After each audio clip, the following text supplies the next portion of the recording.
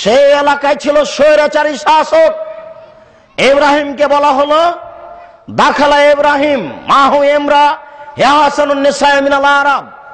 ইব্রাহিম নামে এক লোক আপনার এলাকায় প্রবেশ করেছে, তার সাথে একজন মহিলা রয়েছে, সে আরব ভূখণ্ডে সবচেয়ে সুন্দরী।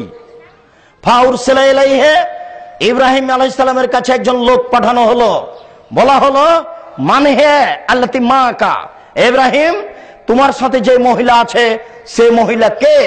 ইব্রাহিম আলাইহিস সালাম বললেন হে উখতি, সে আমার বোন। তারপরে তিনি চলে গেলেন তার স্ত্রীর কাছে। তার স্ত্রীর কাছে গিয়ে বললেন শোনো, লা তুকাদ্দিবি বিহাদিসি, তুমি আমাকে আমার কথা মিথ্যুক প্রমাণ করো না কেন? আন্নী কাদ আখবারতুহুম আন্নাকা উখতি, আমি বলে দিয়েছি তুমি আমার বোন।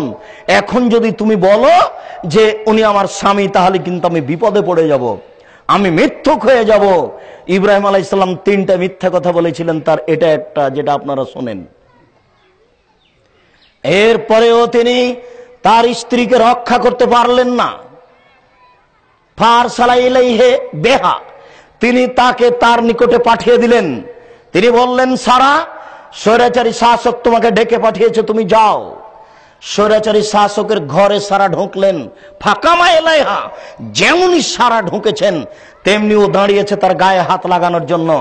হাত বাড়াতেই সারা বলছেন তাও, আগে ওযু হবে, 2 রাকাত সালাত হবে, তারপরে কথা। তিনি ওযু করলেন, 2 রাকাত সালাত আদায় করলেন। 2 রাকাত সালাত আদায় করে বলছেন আল্লাহুম্মা, হে আল্লাহ, ইন কুনতু আমানতু বিকা ওয়া রাসূলিকা, আমি যদি তোমাকে বিশ্বাস করে থাকি এবং তোমার রাসূল ইব্রাহিমকে বিশ্বাস করে থাকি, ওয়া আহসানতু ফারজি ইল্লা যাওজি, আমার লজ্জা স্থানকে আমার জিন্দেগিতে আমার স্বামী ছাড়া যদি কাউকে ব্যবহার করতে না দিয়ে থাকি, আল্লাহ নির্জনে স্বৈরাচারী শাসকের সামনে তোমাকে আমি 3টা কথা বলছি। 1, আমি যদি তোমাকে বিশ্বাস করে থাকি। 2, আমি যদি তোমার নবী ইব্রাহিমকে বিশ্বাস করে থাকি।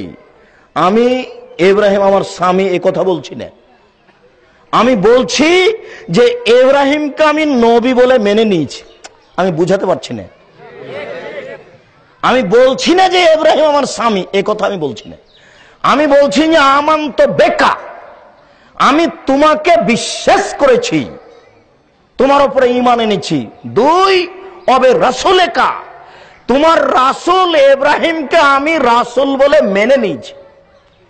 3, আহসানতু ফারজি ইল্লা যাওজি, আমার লজ্জা স্থানকে আমার স্বামী ছাড়া জিন্দেগিতে কাউকে কোনোদিন ব্যবহার করতে দিনি।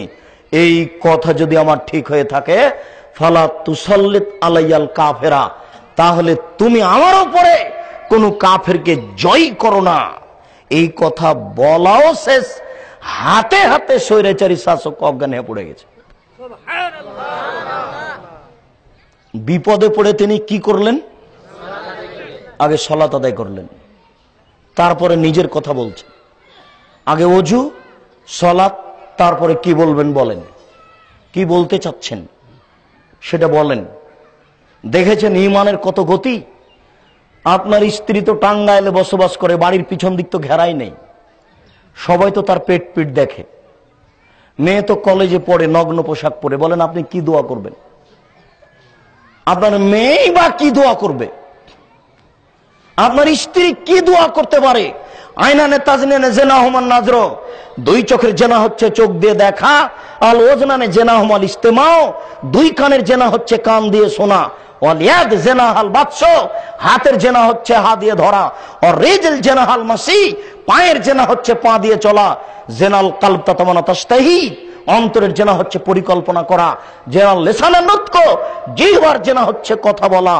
তাহলে আপনার স্ত্রী মোবাইলে কত লোকের সাথে কথা বলে, পেট তো জাতি দেখছে, দেশের লোক দেখছে, এতে জেনা হয় না? বলেন ও কি দোয়া করতে পারে?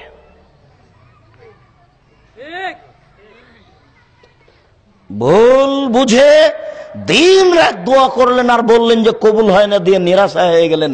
এ কাজ করিয়েন না। যাক, আব্দুর রাজ্জাক সাহেব, বিপদে তো পড়েই আছি, তাহলে দোয়া তো কবুলই হচ্ছে না, তো দোয়া কি ছেড়ে দিব?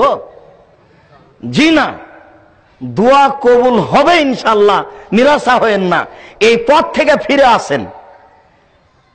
ও তো আমি বলেছি যে 3 শ্রেণীর মানুষ জাহান্নামে যাবে, তার মানে ও কি জান্নাতে যাবে না? যাবে তো ইনশাআল্লাহ। এই পথ থেকে ফিরে আসতে